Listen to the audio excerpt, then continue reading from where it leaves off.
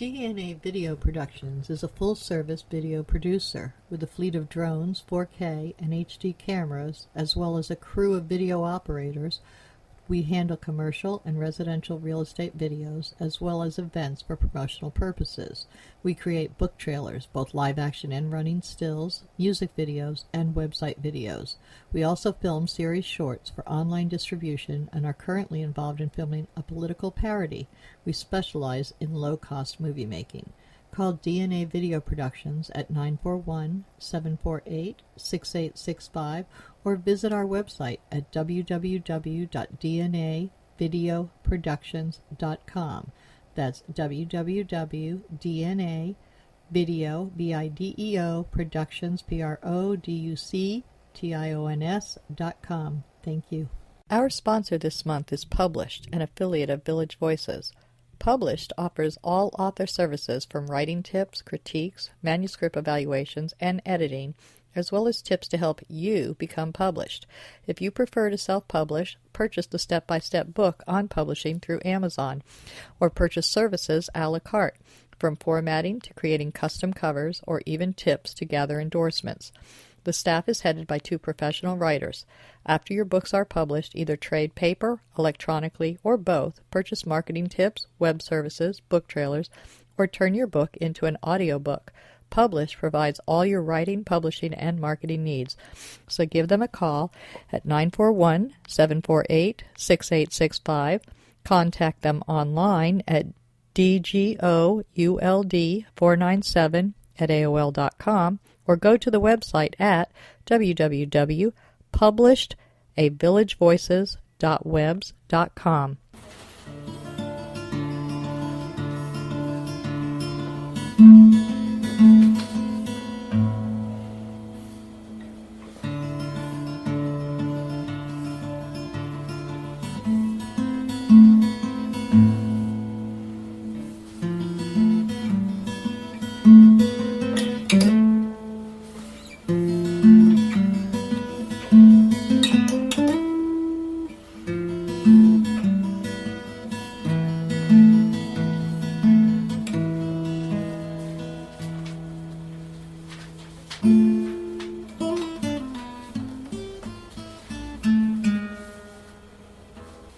Good afternoon. Welcome to Culture Coast. The intro you just heard was by Al Lusitano, and today we are interviewing Elizabeth Scott. She is the author of Trauma 941, and what's the subtitle? It's Yankee 941 Trauma. It's a journey through traumatic brain injury, hope, and recovery. Yankee 794 Trauma. 794, which was the name of the helicopter? No, that was actually my daughter's alias when they called, she was so critical, and 911 called Bayfront, and they called Bayflight to pick her up. They issue you an alias if they don't know your name, and that was my daughter's alias when she was taken by helicopter to Bayfront Medical Center. Okay, which is where the worst of the trauma cases go. At that time. Yeah. Now we have a trauma center at Blake, but at that time it didn't exist. Okay. So it was the closest one at the All time. right. Now, what year was this that this started? This happened December 29th of 2010. All right. So 6 years ago, your whole life all of a sudden was turned completely upside down. Let's go back to the beginning. Have you ever been a writer before? Have you written other things? I've never been published. When I was in high school, I used to write a lot of things, and the kids would ask me if I was going to write a book, and I'd think, oh no, I'm never going to do that. I don't know. And then I became a nurse, and I was in healthcare my entire adult life. And I was widowed at the age of 30 and raised 3 children on my own. And this was my middle child of the 3. So she had been away from home for 20 years. And although we lived close and we talked often, and this happened 4 days after Christmas, I hadn't spoken to her since Christmas Day when we all had dinner together. So when my oldest daughter engaged me with the fact that she couldn't get a hold of my daughter by phone, her sister, I really kind of thought it was just a coincidence. And it didn't take us too very long to find out that no, it was something much more serious. So let's go back to that. Was she married or did she have a family at the time? No, my daughter's life was really nursing, so she had never married. And she was also a nurse just like you? Yes. All right. Now, but you didn't work together. Did No. you live in the same area?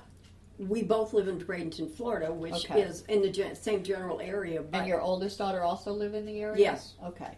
So your oldest daughter calls and says, it's odd, but I can't get a hold of my sister. And how did you find out that there was something wrong? They never contacted you because they No. didn't know who she was? No, they never contacted us. And there's since been a law passed in Florida, and that now says that you can put the name of next of kin into the Highway Patrol bank through the computer, and that will allow them to access that.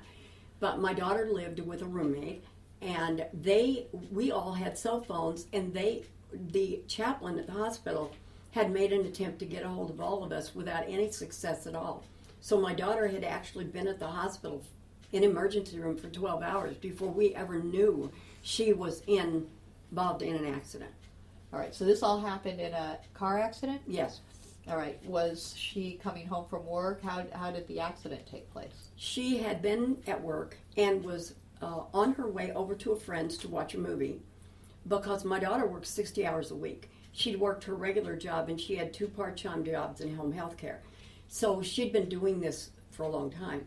And she actually was on her way over to a friend's house and fell asleep at the wheel and hit a tree at almost 50 miles an hour, which would have propelled her out of the car except she had her seatbelt on. And did it have an airbag? Her car had an airbag, but there were reasons why her airbags did not deploy. Okay. That's something that does seem to save a lot of lives and brain injuries, so I was wondering about that as well. Mm-hmm. All right, so now you find out she's in the hospital, and you go rushing to the hospital, Bayfront. We went to Bayfront. By the time we got to Bayfront, it was 4:30 in the afternoon, and Barbara's accident was at 2:41 in the morning. So we didn't know what had happened. And when I got down to... And of course they didn't tell you anything on the phone. Well, oddly enough, I couldn't find a phone book. I was at work at a lady's house, and I couldn't find a phone book. So I called a friend, and the friend... My daughter had said, which we thought was very odd, Mom, there was an accident on 53rd last night, and the driver was taken to Bayfront. And I couldn't understand how that had anything to do with my daughter. It didn't make any sense to me. I didn't connect it at all, but the friend of mine, when I mentioned this to him, said he had called Bayfront, and they were able to identify her by then. And they said that she was in extremely critical condition, and they really wouldn't really tell him anything else. Not over the phone. Now, was she identified because of identification on her at the time? I'm not really or sure. something? I'm not really sure because her purse and her phone got left in her car. The only thing the tag on the car. Maybe the 911 people said they knew she was a nurse because she had a stethoscope hanging from her mirror. So they assumed that she was a healthcare worker of some kind. When they called 911, the Cedar Hammock Fire Department went out, and they didn't have to extricate her from the car because the passenger side of her car was not damaged at all. Oh. They couldn't get to her from the driver's side. So they extricated her from the passenger side and moved her to the football field at the high school, which is where the Bayflight helicopter was Landed. waiting. Okay. And just as they arrived to transport her by helicopter, she stopped breathing, and they intubated her there. So they moved her by helicopter to Bayfront, and that's where Dr. Hedrick and Dr. Price took over as the trauma team. And in my book, I do have 3 chapters that actually are copied from her medical record. For anyone that can read medical terminology, it explains how they actually saved her life. For someone that doesn't understand medical terminology, you go directly to chapter 9, and I tell you in very plain English, down to earth language exactly what all that meant. Okay. So there is some stuff that non-medical people will probably just skim right over, but you give them a heads up. This is only for the medical professionals. Mm-hmm. All right. Now, what came about that you felt you needed to write the book? Because you've taken care of your traumatic brain injured daughter, and it took how long before she was able to take care of herself again? My daughter was in a coma for 15 days. She has no memory of the first 60 days at all. And for anyone that's ever not been aware of a coma patient, they come out of this very, very gradually. So it's very hard to even know exactly when. They may be talking to you very cognitively, and yet not have any memory whatsoever. Yeah, down the road they'll say, I have no idea. Around 10 months, she went through a period where she started on a different level to understand what was happening to her.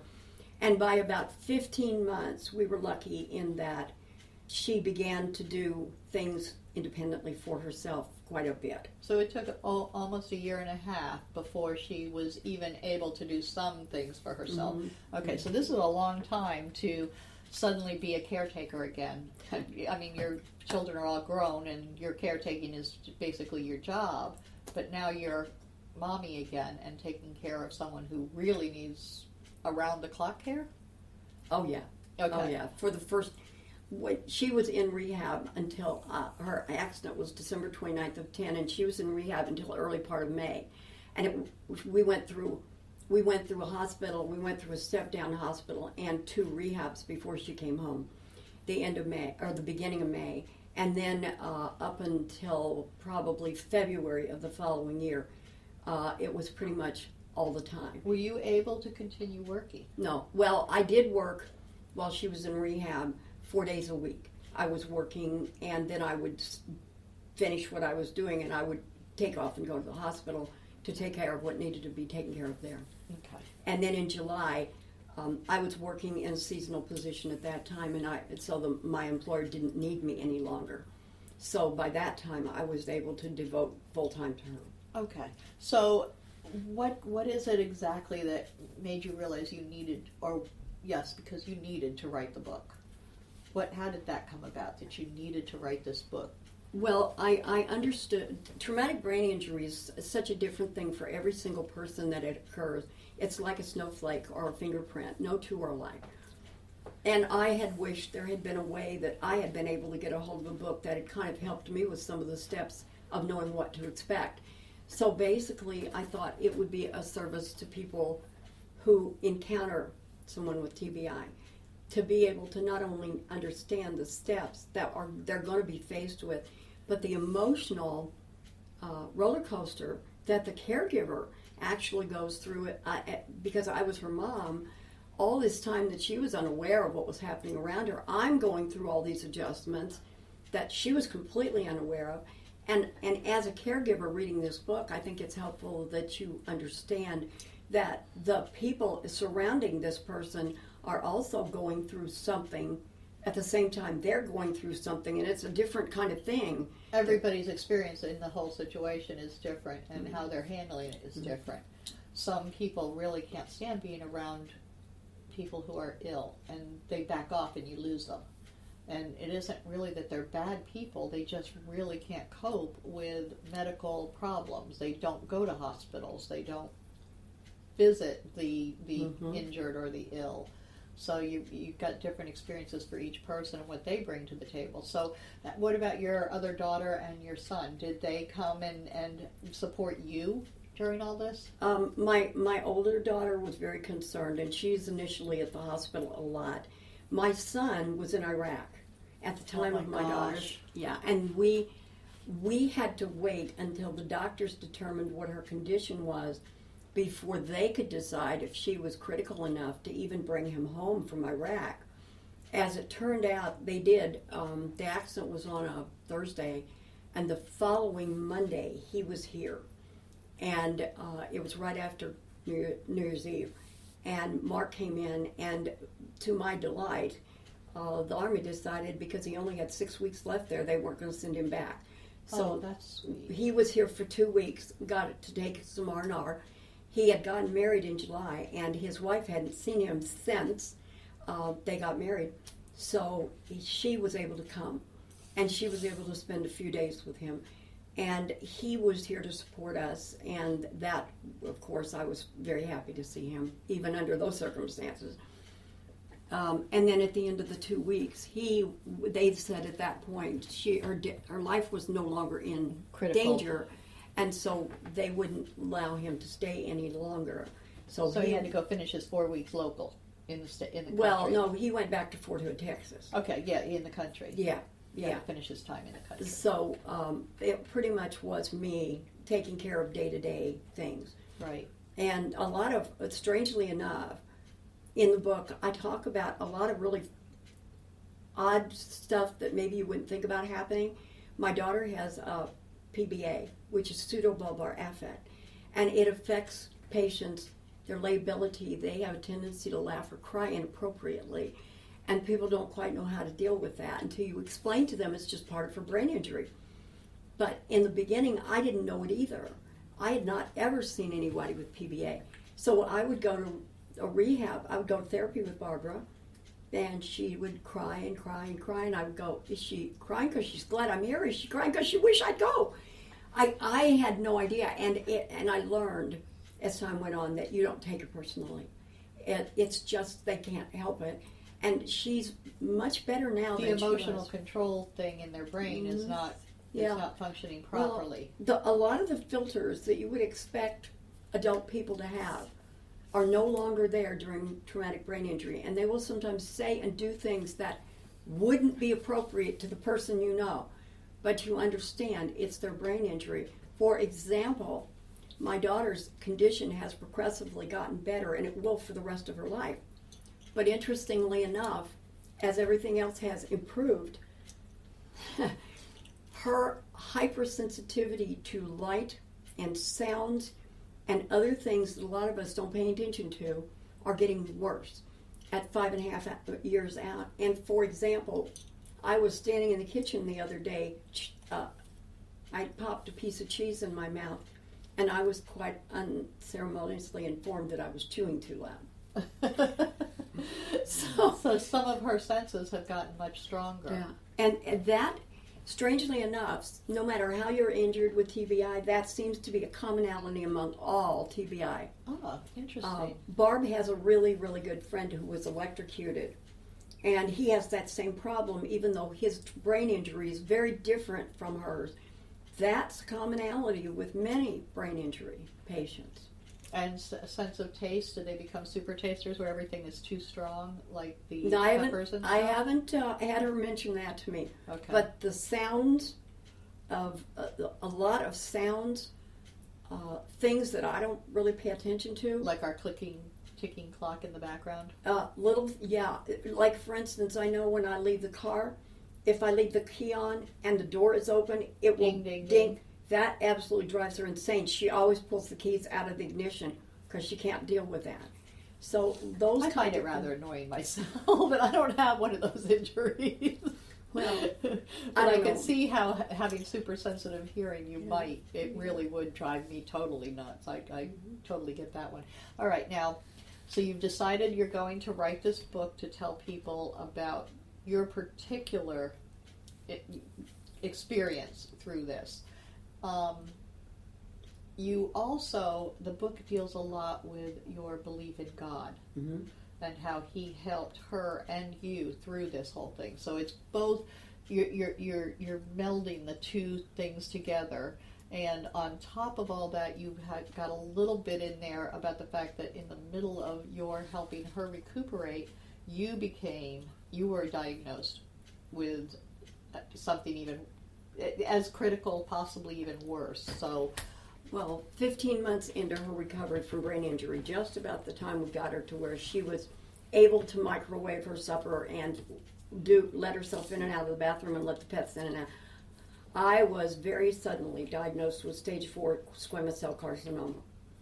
And it was a very aggressive form. Squamous cell, that's the skin one, isn't it? But in my case, it was internal.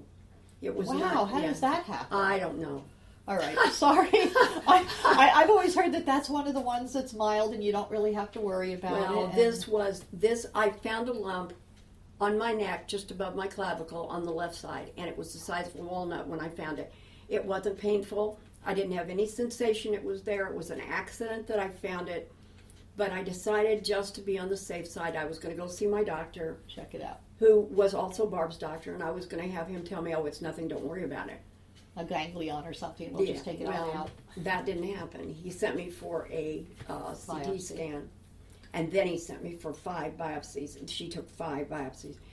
And I went back the day after my birthday, expecting him to tell me, this entire thing is just ridiculous, and there's nothing.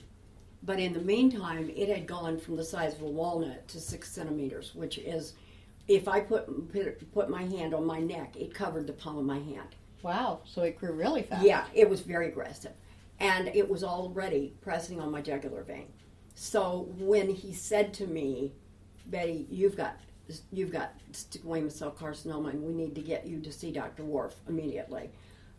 He's my oncologist at Florida Cancer Specialist. He's wonderful.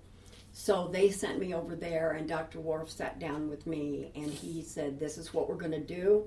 It is the one cancer we know the second most about, and we're going to do 3 bouts of chemo, 3 weeks apart each one, and then we're going to do 33 radiation treatments on your throat. So I went through the chemo, and I would get a reality check when I would be sitting in the chemo room, and someone would come in and tell me this was their 5th diagnosis of cancer since 1997. Wow. Yeah. Or I had one gentleman that came in, and I realized they'd removed his nose, and I said to myself, you know, this could be a lot worse. This could be worse. So God, we're just going to come through this with all of our parts intact here. So without the walnut on your neck. neck. So what happened was Dr. Worf told me, everybody kept saying, you need to have this surgically removed. And Dr. Worf doubted that we could do that. And he he sent me to a ear, nose, and throat doctor who did biopsies, and they couldn't determine where this head and neck cancer started. I had destroyed the cancer, my body had. But a few lingering cells had dropped down into a lymph node on this side of my neck and set up housekeeping, and they started to grow. And that was really where it came from.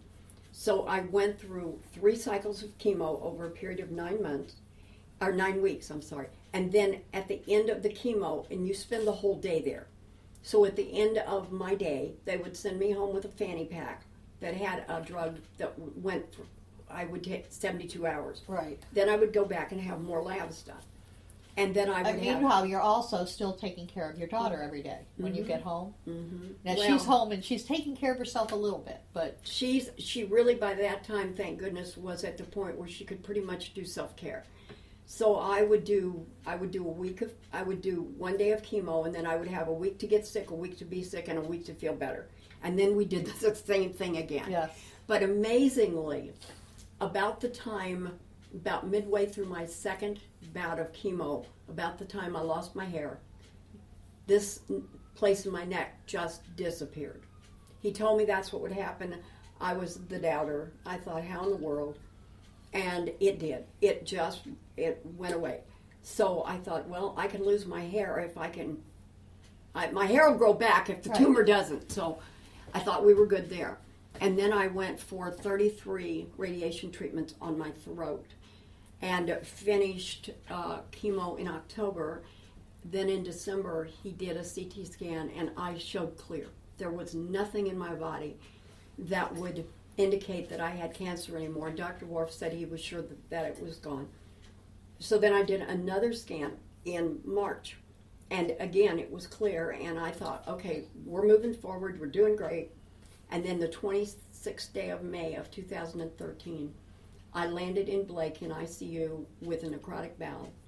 Under 5 hours of surgery, they resuscitated me 3 times, and I don't remember anything about that month of my life. I was So you got out. it came back somewhere else. I ended up in Blake in ICU for a month, and he resectioned 3 feet of my bowel that was dead. And So somehow it had migrated down there. No, this was not, a new one? This was not the cancer. This was entirely Different. This would have happened if I hadn't had the cancer at all. Oh, okay. I had chronic problems with IBC or IBS IBS? for a long time. Okay. And they had warned me that at some point this could occur, but I don't remember getting sick. I don't remember going to the hospital. I don't remember anything. And so another really bad thing happened to you, but by now she's even better. Yeah, she's doing better. She's not able to take care of you yet. Well, I'm lucky that she's able to take care of herself. Okay. So I was in Blake for 3 weeks in ICU, and then they moved me to Bradenton Healthcare, and I began waking up. And I started wondering what in the world, how did I get here? Oh, and yes. that was when I had a message one day when I was sitting in the wheelchair. I had a message from God. I said, I don't understand why you left me here. And he said, it was very simple. You need to write this book about the journey you've been on and share it with people because it's inspirational and there are a lot of people that will benefit. All right. So that's really when that started. And we're running out of time, so I want to tell people how they can find your book, and I also want to, we'll probably need to, they need to read the book to find out more about your journey, and you are planning on writing another book as well after all this, after you've finished marketing this first book. You're already working on your second one. Yeah, it's a prequel to this one. All right. So where can they find out about your book? My book is on Amazon, it's on Books A Million, it's on Barnes & Noble, and it is $24.95 online. Hardcover? No. It's a paper It's cover. a 6x9, and it's Yankee 794 Trauma, A Journey Through Traumatic Brain Injury, Hope and Recovery. And I also have a Facebook page in the name of the book.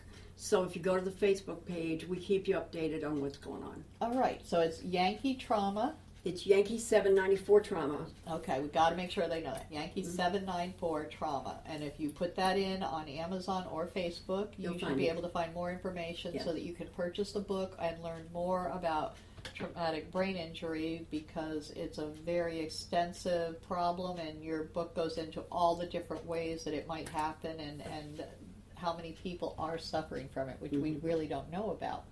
We don't hear much about it. So thank you so much for being on Culture Coast. It was great having you here, and I hope to see you again soon. Well, thank you for having me.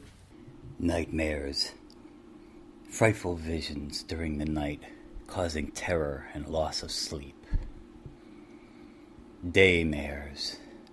Frightful visions during the day, causing fear and paranoia. Gothmares. Gothic visions that can happen anytime, causing horror and disgust. But sometimes they offer answers. Read Gothmares if you dare.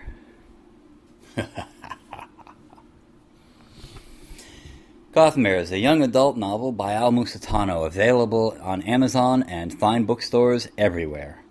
Village of the Arts, the largest artist colony in the state of Florida, located on 42 acres, includes artists, homes, galleries, gardens, and restaurants featuring handcrafted gifts, fine art sculptures, painting, photography, enviro art, healing arts, books, mystics, and musical variety. A few of the galleries are unique in their offerings. Village Voices specializes in books and art created exclusively by Florida residents. The Dancing Crane Gallery offers fine art, custom jewelry, and unique, innovative art. The Village Mystic offers all things metaphysical: meditation, massage, mediums, aromatherapy, psychics, shamans, Reiki healing, and the gem mine, where you can mine for your own personal treasure. Yoga Arts offers classes or one-on-one coaching. Musicians and bands can be found throughout the area. Many of the artists and musicians offer classes. Restaurants and bakeries provide respite for the weary and magic for the foodies. Visit during the first Friday Art Walk and stroll through the shops and galleries enjoying free appetizers, wine, music, and demonstrations. For hours and information, please visit the website at www.villageofthearts.com.